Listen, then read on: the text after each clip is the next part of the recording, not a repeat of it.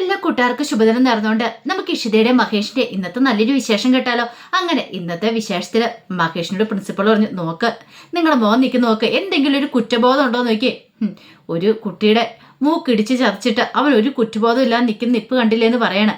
ഇത് കേട്ടിന് മഹേഷിന് എന്ത് ചെയ്യണമെന്ന് അറിയത്തില്ല. ഈ സമയത്ത് ആകാശ് പറഞ്ഞു, അതെ ആദിത്യം മാത്രമല്ല തെറ്റ് ചെയ്തേന്ന് പറയണം. അവൻ അങ്ങനെ മൂക്കിടിച്ച് പെടുത്തിയിട്ടുണ്ടെങ്കിൽ അതിന്റെ പിന്നിലൊരു കാര്യമുണ്ട്. ഒരു തെറ്റും ചെയ്യാതെ അവനെ കുറ്റക്കാരനാക്കാൻ ശ്രമിച്ചല്ലേന്ന് ചോദിക്കുകയാണ്. ഇത് കേട്ടിഞ്ഞ് പ്രിൻസിപ്പൾ, നിങ്ങൾ എന്ത് മണ്ടത്തരമൊക്കെയാ ആകാശം പറയണമെന്ന് ചോദിക്കുക. സാറേ ഞാൻ പറയുന്നതൊന്ന് കേൾക്ക്, അവനായിട്ട് അങ്ങോട്ട് പോയി പ്രശ്നം ഉണ്ടാക്കിയതല്ല. അവൻ്റെ ബാഗിനകത്ത് ചോക്ലേറ്റിൻ്റെ കവർ ഒളിപ്പിച്ചു വെച്ചു. അതെന്തിനാ അങ്ങനെ കാണിച്ചേ? ഫുഡ് കഴിച്ചിട്ട് അതിൻ്റെ വേസ്റ്റൊക്കെ വെക്കാനുള്ളതാണ് എൻ്റെ മോൻ്റെ ബാഗെന്ന് ചോദിക്കുകയാണ്. ഇത് കേട്ട് കഴിഞ്ഞപ്പം കിരണിൻ്റെ അമ്മ പറഞ്ഞു, അതെ എൻ്റെ മോൻ അങ്ങനെയും ചെയ്യത്തില്ല, ആ ക്ലാസ്സിലെ വേറൊരു കുട്ടി അത് ചെയ്തേന്ന് പറയാം. അതിനിപ്പം നിങ്ങൾ അങ്ങനെയല്ലേ പറയത്തുള്ളൂ എന്ന് പറയണം. ഈ സമയത്ത് പ്രിൻസിപ്പൾ എന്ന് പറഞ്ഞുകൊണ്ട് എന്തെങ്കിലും ഒരു കാരണം ഉണ്ടാവും ഉടനെ ആക്രമിക്കുകയാണ് ചെയ്യേണ്ടതെന്ന് ചോദിക്കും. ഇതിനുള്ള പരിഹാരം അതാണെന്ന് ചോദിക്കുകയാണ്. അങ്ങനെ എന്തെങ്കിലും ഉണ്ടെങ്കിൽ എൻ്റെ അടുത്ത് വന്ന് കംപ്ലൈൻറ്റ് പറയല്ലേ ചെയ്യേണ്ടതെന്ന് ചോദിക്കുകയാണ്. അത് കേട്ട് കഴിഞ്ഞപ്പോഴത്തേനും ആകാശ് പറഞ്ഞു, ശരിക്കും അതിനൊന്നും അല്ല, അവൻ ആ കുട്ടിയുടെ മൂക്കിടിച്ച് പരത്തിയെന്ന് പറയാണ്. ആ ചോക്ലേറ്റ് കവർ ഉണ്ടാക്കി കൊണ്ടുപോയി വെച്ച് കഴിഞ്ഞപ്പോൾ അവനത് ചോദ്യം ചെയ്തു. പക്ഷെ ആ സമയത്ത് ഇവരുടെ കുട്ടി എന്താ ചോദിച്ചെന്നറിയോ, നിനക്ക് എത്ര അച്ഛനുണ്ടെന്നാ ചോദിച്ചത്. അങ്ങനെ ചോദിച്ചു കഴിഞ്ഞപ്പോഴാണ് ആദ്യം അവൻ്റെ മൂക്കിടിച്ച് പരത്തിയെന്ന് പറയണം. ഇത് കേട്ട് കഴിഞ്ഞപ്പോൾ സുഗതം പറഞ്ഞു, എൻ്റെ മോൻ അങ്ങനെയൊന്നും പറയത്തില്ല സാറേ എന്ന് പറയാം. അത് നിങ്ങളിപ്പോൾ പറയും, അവിടെ നിന്ന് കുട്ടികളോടൊക്കെ ഒന്ന് ചോദിച്ചു നോക്ക്, പറഞ്ഞിട്ടുണ്ടോ ഇല്ലയോ എന്ന് അപ്പോഴറിയാമെന്ന് പറയണം. ഇതൊക്കെ ഇട്ട് ഞാൻ മഹേഷ് ഒന്നും മിണ്ടായിരിക്കുന്നുണ്ട്. അപ്പോൾ പ്രിൻസിപ്പൾ വെച്ചു, അല്ല മഹേഷിനൊന്നും പറയാനില്ലെന്ന് ചോദിക്കുക. ഞാൻ എന്ത് പറയാനാ സാറേ, അവൻ എൻ്റെ കൂടെ അല്ല വളരുന്നതെന്ന് അറിയാലോ, അതുകൊണ്ട് എനിക്ക് കൂടുതലായിട്ടൊന്നും പറയാനില്ല. എനിക്ക് അവനോട് നേരെ ചൊവ്വെന്ന് സംസാരിക്കാൻ പോലും പറ്റില്ല എന്ന് പറയണേ.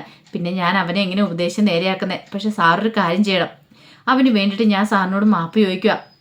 അവനെ ഇത്തവണത്തെ കൂടെ എങ്ങനെയൊന്നും വിടണം. കാരണം അവനെ ഇവിടുന്ന് പറഞ്ഞു വിട്ടുണ്ടെങ്കിൽ ഇത്ര നല്ലൊരു സ്കൂൾ അവന് ഇനി കിട്ടാനായിട്ട് പോകുന്നില്ല. അവൻ്റെ ഭാവിയാണ് ഇല്ലാതാകുന്നത്.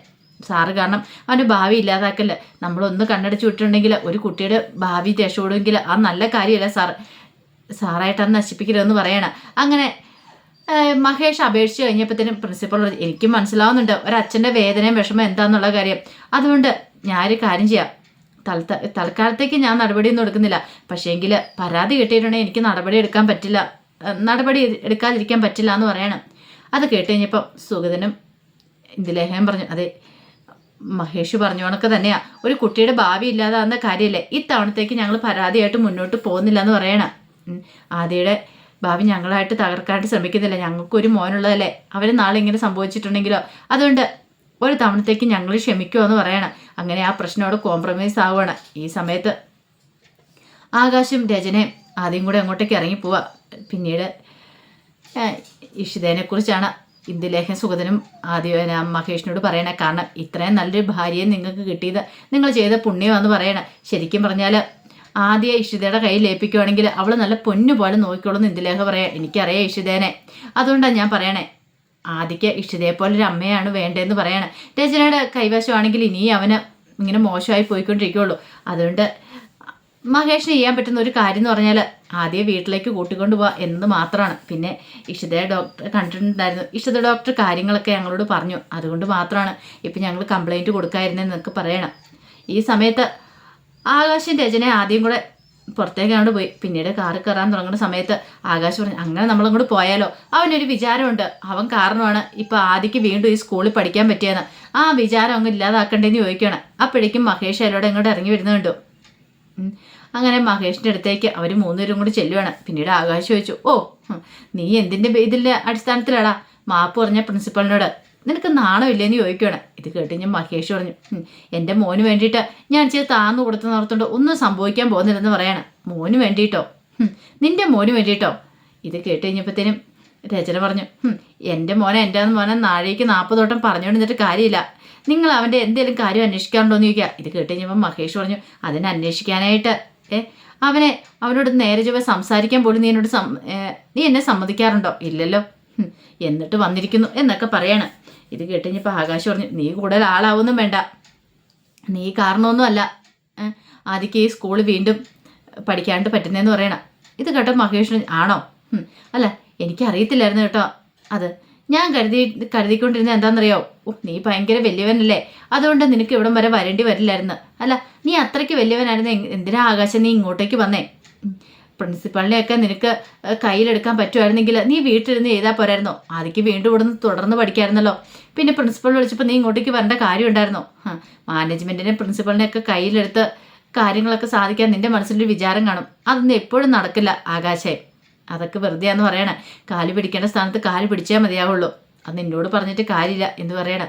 ഇത് കേട്ടുകഴിഞ്ഞപ്പോൾ ആകാശ് പറഞ്ഞു, നീ കൂടുതലൊന്നും പറയണ്ടെന്ന് പറയണം. അപ്പോഴേക്കും ആദ്യം പറഞ്ഞു, അല്ല ഞാനൊരു കാര്യം ചോദിച്ചോട്ടെ, എനിക്ക് സ്കൂളിൽ പഠിക്കാൻ താല്പര്യമില്ലായിരുന്നു, പിന്നെ നിങ്ങൾ എന്തിനാ ഇങ്ങോട്ടേക്ക് വന്നതെന്ന് മഹേഷിനോട് ചോദിക്കുക. ആണോ? നിനക്ക് പഠിക്കാൻ താല്പര്യമില്ല, ഒരു കാര്യം ചെയ്യുക, ഇനി ആളുടെ സമയമുണ്ട്, നീ പോയി പറഞ്ഞേരേ. TC എഴുതി തന്നേക്ക്, എനിക്കിവിടെ പഠിക്കാൻ താല്പര്യമില്ലെന്ന് പോയി പറയടാന്ന് പറയണം. ആദ്യം അത്രയ്ക്ക് പ്രതീക്ഷയില്ല. ആദ്യം പെട്ടെന്ന് ദേഷ്യപ്പെട്ട് അങ്ങോട്ടേക്ക് പോവാണ്. ഈ സമയത്ത് ആകാശം മഹേഷിനോട് പറഞ്ഞു, ഇനിയിപ്പം നിനക്ക് അവനെയും കൂടെ കൊണ്ടുപോകാനായിരിക്കും, നിന്റെ അടുത്തേക്ക് കൊണ്ടുപോകാനായിരിക്കും നിന്റെ പ്ലാനില്ലേ, അത് നടക്കാൻ പോകുന്നില്ലെന്ന് പറയണേ. രചന പറഞ്ഞു, അധികം വൈകാതെ കണ്ടു, ചിപ്പി മോളെ ഞാൻ ഇങ്ങോട്ട് കൂട്ടിക്കൊണ്ടുവരും. ചിപ്പി എൻ്റെ മോളാണ്, അവൾ എന്നോടൊപ്പം വഴുവെന്ന് പറയാണ്. മഹേഷ് പറഞ്ഞു, അങ്ങനെ എന്തെങ്കിലും മോഹം ഉണ്ടായിരുന്നു അങ്ങോട്ട് മനസ്സിൽ നിന്ന് മായ്ച്ചാൽ മതി. ചിപ്പി മോൾ ഒരിക്കലും അങ്ങോട്ടേക്ക് വരാൻ പോകുന്നില്ല. എൻ്റെ മോളെ ഞാൻ വിട്ടു തരണമല്ലേ, അതും ഇവനെപ്പോലൊരു ദുഷ്ടമുള്ള സമയത്ത്.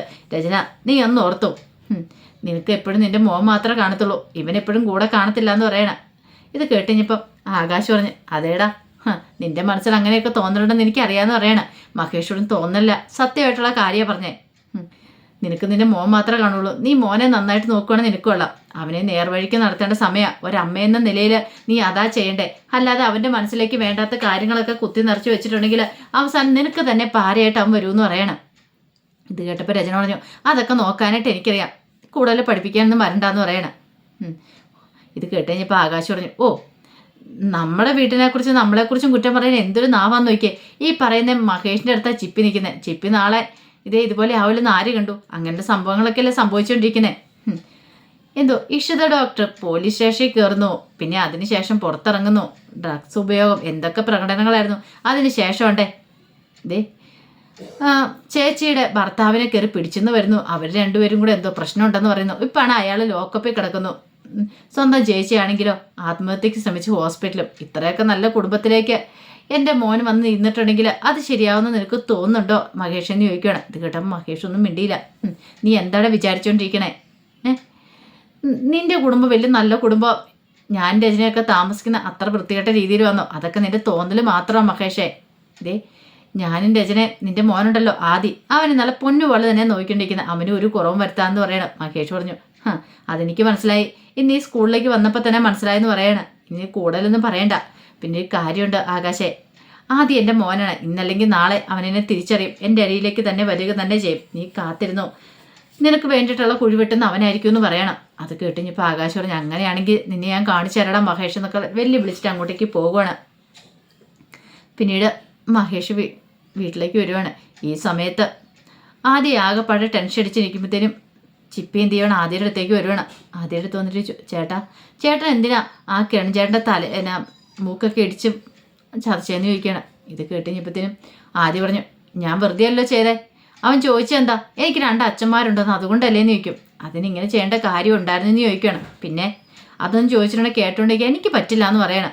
നീ ഒരു കാര്യം ചെയ്യണം, പോയിട്ട് നിന്റെ ഡാഡിയോട് പറയണം അയാളോട് ഇങ്ങോട്ട് സ്കൂളിലേക്ക് വരില്ലെന്ന്, അങ്ങനെ വരുന്നതുകൊണ്ടല്ലേ പിള്ളേരൊക്കെ ഇങ്ങനെ ചോദിക്കുന്നു പറയണം.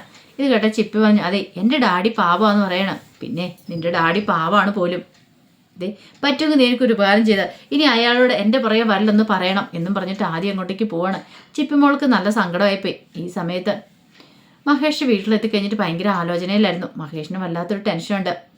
ആദ്യയെക്കുറിച്ച് ഓർത്തിട്ട് എന്ത് ചെയ്യണമെന്ന് അറിയത്തില്ല. അപ്പോഴേക്കാണ് ഇഷിത ഒരു ഗ്ലാസ് ചായയൊക്കെ ആയിട്ട് വന്നിട്ട് മഹേഷിന് കൊടുത്തിട്ട് പറഞ്ഞു, അതെ ടെൻഷൻ അടിക്കേണ്ട കാര്യമൊന്നുമില്ല, ആദ്യം നമുക്ക് നന്നാക്കാമെന്ന് പറയണം. എങ്ങനെ നന്നാക്കുമെന്ന്, അവരുടെ കൂടെയാണ് ഒരിക്കലും ആദ്യം നന്നാവാൻ പോകുന്നില്ല.